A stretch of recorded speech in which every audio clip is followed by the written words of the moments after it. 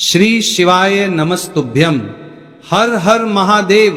आप सभी को देखिए, आज का ये वीडियो बहुत ही खास होने वाली है। आप सभी लोग जानते हैं 16 दिसंबर 2025 मंगलवार के दिन यहां पर पौष महीने की द्वादशी तिथि पड़ रही है। दोस्तों, ये वह तिथि है जो पौष महीने में पड़ने वाली सबसे बड़ी तिथि है, क्योंकि ये पौष महीने में पड़ रहा है जिसका बहुत ही बड़ा और विशेष महत्व होता है।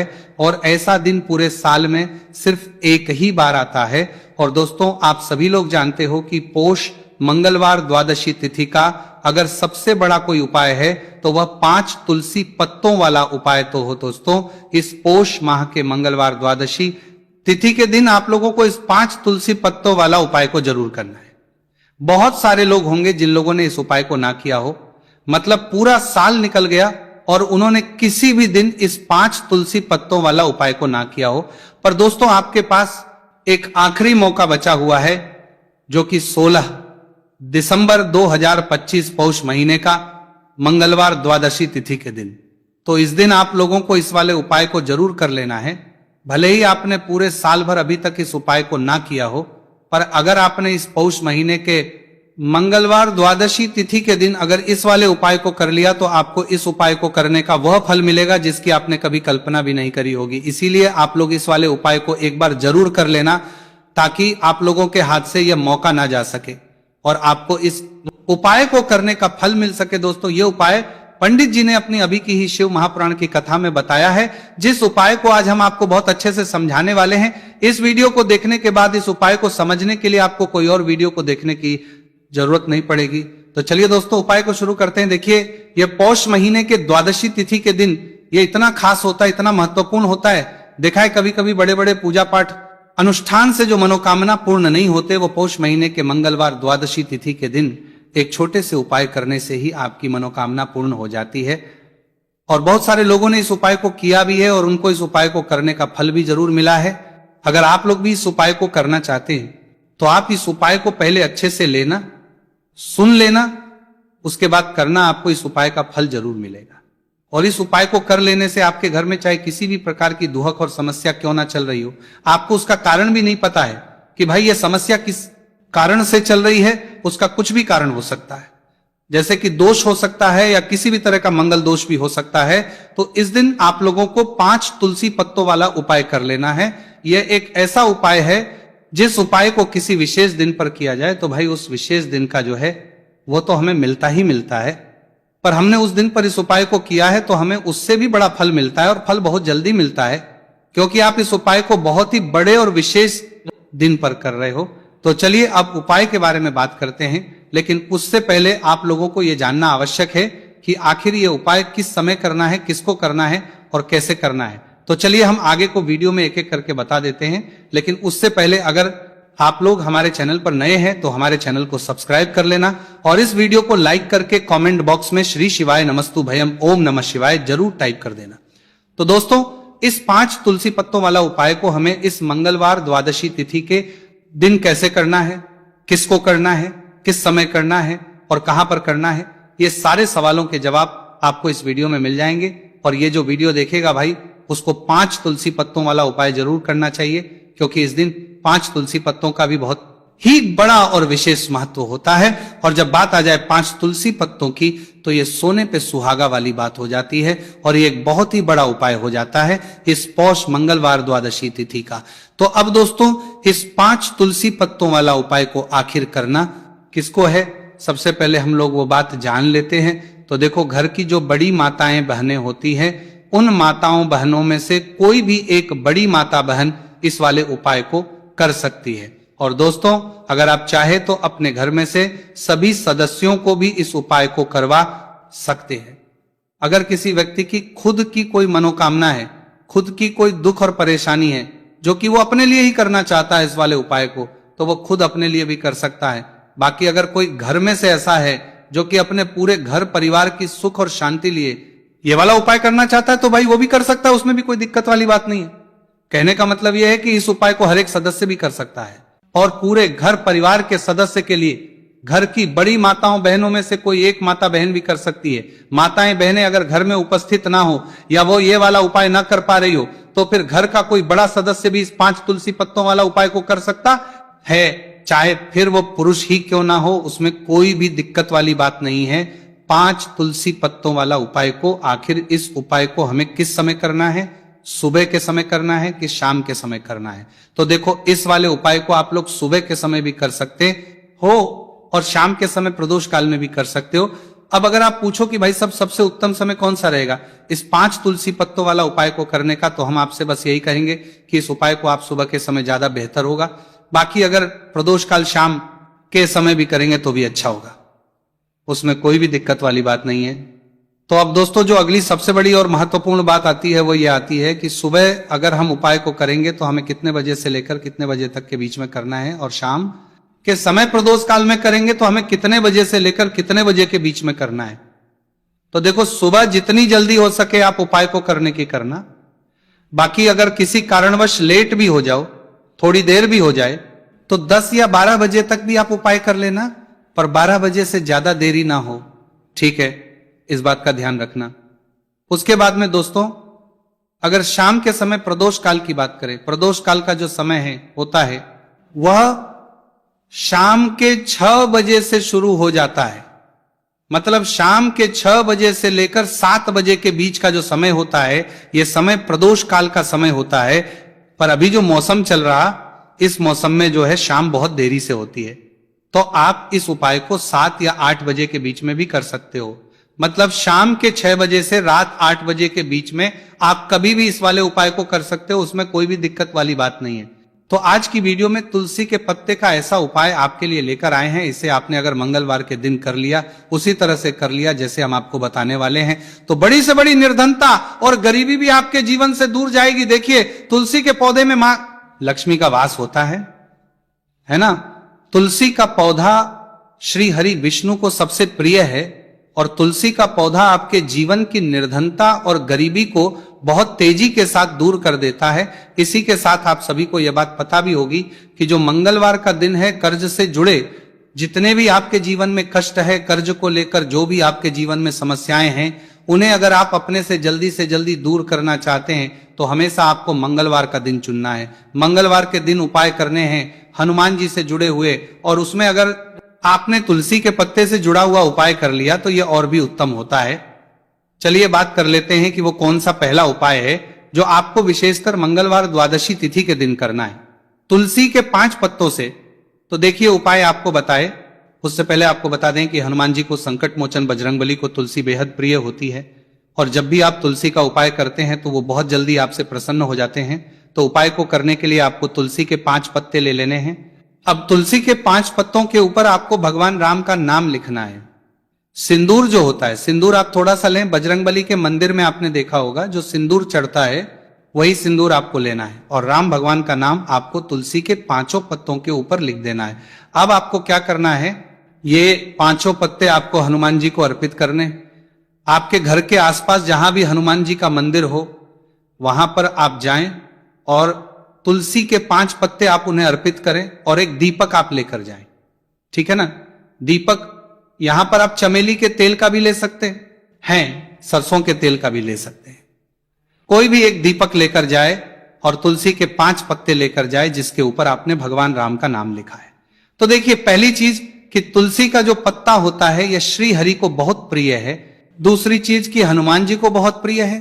तुलसी के जो पत्ते होते हैं, तुलसी से जुड़े जो उपाय होते हैं, ये आपके जीवन की निर्धनता और जितनी भी कर्ज से जुड़ी समस्याएं होती हैं उन्हें दूर करते हैं।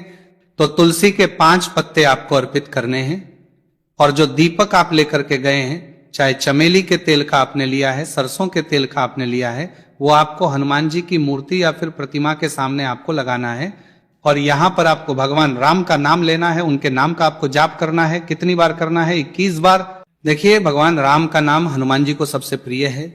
दूसरी चीज, अगर आपने वही नाम तुलसी के पत्तों पर लिख दिया तो यह और भी उत्तम हो जाता है उपाय। तो जब भी आप अपने जीवन में बहुत ज्यादा परेशान हो जाए पैसे को लेकर, कर्जे को लेकर, तो मंगलवार के दिन आप अपने घर के आसपास मंदिर जाए और तुलसी के 5 पत्ते हनुमान जी को सिंदूर से भगवान राम का नाम लिखकर जरूर अर्पित करें। ऐसी कोई भी इच्छा, ऐसी कोई भी विश, ऐसी कोई भी मनोकामना आपकी नहीं है जिसे हनुमान जी अधूरा रहने दें। आपकी सारी विश को वो पूरा कर देते हैं। तो देखिए, पहले उपाय की बात कर ली, अब जल्दी से बात कर लेते हैं दूसरे उपाय की, जो कि आपको पौष महीने का मंगलवार द्वादशी तिथि के दिन जरूर करना चाहिए।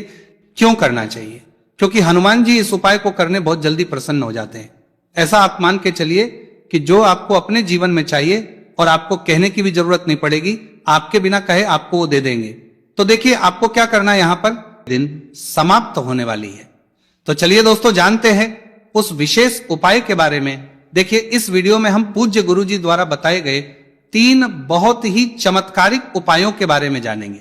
देखिए, ये जो उपाय है आपके जीवन से दुर्भाग्य का तो अंत करेंगे ही साथ यदि आपके जीवन में धन की समस्या चल रही है तो वह सभी भी आपकी समाप्त हो जाएंगी। देखिए, गुरुजी ने बताया है कि जब भी मंगलवार द्वादशी तिथि का दिन पड़े तो हमें कर्ज मुक्ति के लिए कुछ उपाय करने चाहिए। इसी के साथ हमें धन प्राप्ति, भूमि से जुड़े कार्यों और विवाह के लिए भी उपाय करने चाहिए। तो चलिए दोस्तों, जानते हैं गुरुजी द्वारा बताए गए सबसे पहले उपाय के बारे में। देखिए, यह उपाय विशेषकर उन लोगों को करना है जिनकी भूमि से जुड़ी कोई भी समस्या चल रही हो, यानी कि उनकी भी जमीन से जुड़ी हुई समस्या चल रही है, यानी कि जो लोग मकान खरीदना चाहते हैं या फिर उनका खेत से जुड़ा कोई भी केस चल रहा है, या फिर जिनके भी विवाह में विलंब हो रहा है, या फिर जिन भी लोगों के जीवन में कर्ज बहुत ही अधिक बढ़ने लगा है, कर्ज जो है वह चुका नहीं पा रहे हैं, तो गुरुजी ने कहा है कि ऐसे लोगों को यह उपाय करना चाहिए। देखिए, इस उपाय के लिए आपको थोड़े से काले तिल ले लेने हैं। देख, आपको मात्र 1 चुटकी काले तिल ले लेने हैं। इसी के साथ में आपको थोड़ा सा शहद ले लेना है। फिर सबसे अंत में आपको 1 लोटा शुद्ध जल ले लेना है। तांबे के पात्र के अंदर आपको अपने घर से शुद्ध जल ले लेना है और इन सभी सामग्रियों को आपको लेकर के पहुंच जाना है भगवान शिव के मंदिर में। देखिए, पूज्य गुरुजी ने बताया है कि इस उपाय को आप सुबह से लेकर के शाम तक किसी भी समय में कर सकते हैं। देखिए, मंदिर पहुंचने के आप जो काले तिल लेकर के गए थे उनमें आपको थोड़ा सा शहद लगा लेना है।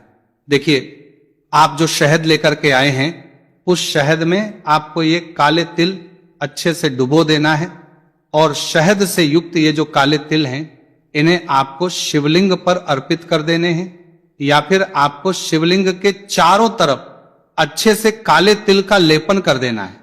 पूज्य गुरुजी ने बताया है कि लेपन करते समय यदि आपके जीवन में कर्ज से जुड़ी समस्याएं चल रही हैं, लेपन करते समय आपको आर्यन मुक्तेश्वर महादेव का स्मरण करना है, या फिर आपके जीवन में विवाह से संबंधित या फिर जमीन से संबंधित कोई भी समस्या चल रही है तो फिर आपको मंगलेश्वर महादेव का स्मरण करना है। इसके बाद जो आप जल लेकर के आए हैं उसे आपको धीरे धीरे शिवलिंग पर अर्पित कर देना है तथा आपको लगातार शिव महापुराण के मूल मंत्र श्री शिवाय नमस्तु भयम इस मंत्र का जाप करते रहना है। पूज्य गुरुजी ने बताया है कि सिर्फ 1 मंगलवार द्वादशी तिथि यह उपाय करके देखना और आप स्वयं देखेंगे कि 2 से 3 महीने के अंदर आपके जीवन से जुड़ी हुई जो भी समस्याएं हैं बस सभी समस्या बहुत ही जल्द महादेव की कृपा से दूर होने लगेगी। तो दोस्तों, इस प्रकार से आपको यह पहला उपाय ना है। अब हम जानते हैं दूसरे विशेष उपाय के बारे में। देखिए, इस उपाय के लिए आपको एक प्यारी सी बेलपत्र ले लेनी है। इसी के साथ में 1 लोटा शुद्ध जल लेना है तांबे के पात्र के अंदर, और इसी के साथ में आपको थोड़ा सा शहद ले लेना है। देखिए, मंगलवार का दिन है और मंगलवार द्वादशी तिथि के दिन यदि हम शहद का उपाय करते हैं तो इससे महादेव हमसे बहुत ही अधिक प्रसन्न होकर के हमारी मनोकामना को परिपूर्ण करते हैं। देखिए दोस्तों, यदि आपको बेलपत्र नहीं मिल पाती है तो आप भगवान शिव के शिवलिंग पर जो बेलपत्र छड़ी हुई होती है उसे शुद्ध जल से धो करके उसका उपयोग कर सकते हैं। तो इन सभी सामग्रियों को आपको भगवान शिव के मंदिर में लेकर के पहुंच जाना है। गुरुजी ने कहा है कि इस उपाय को भी आप सुबह से लेकर के शाम तक किसी भी समय में कर सकते हैं। देखिए, मंदिर पहुंचने के बाद आपके पास जो एक बेलपत्र है और बेलपत्र की जो सबसे बड़ी वाली पत्ती होती है और उसकी जो चिकनी साइड होती है उस पर आपको अच्छे से शहद का लेपन कर देना है, यानी कि बेलपत्र की बड़ी वाली पत्ती पर, पूरी ही पत्ती पर अच्छे से शहद लगा देना है। अब देखिए, ये जो बेलपत्र है इसे आपको अपने सीधे हाथ की हथेली पर रखना है और आपके जो भी कार्य अटक रहे हैं, देखिए बहुत से लोग ऐसे होते हैं जो अपने नौकरी को प्राप्त करने के लिए सालों से तैयारी करते हैं लेकिन उनको नौकरी नहीं प्राप्त हो पाती है। बहुत से ऐसे लोग होते हैं जो बहुत ही मेहनत करते हैं धन भक्ति के लिए बहुत अधिक प्रयास करते हैं, लेकिन फिर भी उनको धन प्राप्त नहीं हो पाता है। तो गुरुजी ने बताया है कि जब भी आपको अपने कार्यों में सफलता ना मिले तो फिर आपको मंगलवार के दिन इस उपाय को अवश्य करना चाहिए। देखिए, अब आपको जिस भी कार्य में सफलता प्राप्ति करनी है, उस कार्य को सफल बनाने के लिए आपको महादेव से प्रार्थना कर लेनी है। और फिर यह जो एक बेलपत्र है, इसे आपको भगवान शिव के शिवलिंग पर अर्पित कर देनी है। देखिए, बेलपत्र की चिकनी साइड जिस पर आपने शहद लगाए हैं वो शिवलिंग से स्पर्श रहेगी, और इसकी जो डंडी है वो आपको जलाधारी की ओर रखनी है। इस प्रकार से आपको यह बेलपत्र अर्पित कर देनी है। अब देखिए, आप जो एक लोटा जल लेकर के आए हैं, उसे आपको भगवान शिव के शिवलिंग पर धीरे धीरे अर्पित कर देना है। श्री शिवाय नमस्तुभयम इस मंत्र का जाप करते हुए देखिए, जैसे ही यह जल शिवलिंग से होकर के जलाधारी की ओर बह करके आएगा, तो इसे आपको थोड़ा सा अपने सीधे हाथ की हथेली में झेल लेना है। इस जल को आपको अपनी दोनों आंखों पर लगा लेना है, और इस जल का थोड़ा सा छिड़काव आपको अपने शरीर पर कर लेना है। पूज्य गुरुजी ने बताया है कि जब भी हम मंगलवार के दिन शहद वाली बेलपत्र शिवलिंग पर अर्पित करते हैं, तो इससे हमें महादेव हर कार्य में सफलता प्राप्त करवाते हैं। यदि हमें अपनी मेहनत करने के बावजूद भी पर्याप्त मात्रा में सफलता नहीं मिल पा रही है, तो गुरुजी ने कहा है कि आपको मंगलवार द्वादशी तिथि के दिन यह चमत्कारिक उपाय अवश्य ही कर लेना है। अब दोस्तों, हम जान लेते हैं गुरुजी द्वारा बताए गए तीसरे विशेष उपाय के बारे में। देखिए, इस उपाय के लिए भी आपको मात्र एक लोटा शुद्ध जल ले लेना है तांबे के पात्र के अंदर। फिर इसी के साथ में आपको एक प्यारी सी बेलपत्र ले लेनी है। बेलपत्र आपको ध्यान रखना है कि कैसे भी कटी हुई खंडित नहीं होनी चाहिए। अब देखिए, मात्र 2 सामग्री लेकर के आपको भगवान शिव के मंदिर में पहुंच जाना है। पूज्य गुरुजी ने बताया है कि यह उपाय विशेषकर उन लोगों को करना है जिनकी कोई भी विशेष मनोकामनाएं जो कई दिनों से परिपूर्ण नहीं हो पा रही है, चाहे वो विवाह से संबंधित हो, नौकरी से संबंधित हो, व्यापार से संबंधित हो, चाहे किसी भी प्रकार की मनोकामनाएं जो परिपूर्ण नहीं हो पा रही है, तो उसके लिए आपको यह उपाय करना है।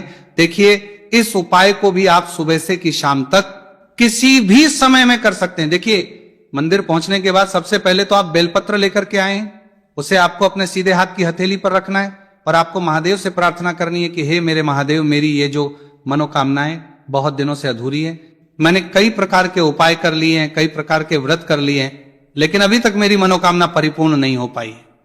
तो उस मनोकामना को परिपूर्ण करने के लिए प्रार्थना करनी है, और ये एक बेलपत्र आपको शिवलिंग पर अर्पित कर देनी है। देखिए, बेलपत्र की जो चिकनी साइड है वो शिवलिंग से स्पर्श रहेगी, और इसकी जो है वो आपको जलाधारी की ओर रखनी है। इस प्रकार से आपको ये बेलपत्र अर्पित कर देनी है। इसी प्रकार से आपको ये बेलपत्र अर्पित करनी है। अब देखिए, आप जो एक लोटा शुद्ध जल लेकर के आए हैं, इसे आपको धीरे धीरे शिवलिंग पर अर्पित कर देना है। इस मंत्र का जाप करते हुए देखिए, जल अर्पित करते हुए आपको कम से कम 11 बार श्री शिवाय नमस्तुभयम या फिर ओम नमः शिवाय इस मंत्र का जाप कर लेना है। पूज्य गुरु जी ने बताया है कि जो भी व्यक्ति 16 दिसंबर मंगलवार द्वादशी तिथि के दिन शिवलिंग के सामने इस उपाय को करता है, तो उसकी जो भी मनोकामना है वह महादेव की कृपा से निश्चित ही परिपूर्ण हो जाती है। तो दोस्तों, ये थे पूज्य गुरुजी द्वारा बताए गए कुछ बहुत ही खास उपाय।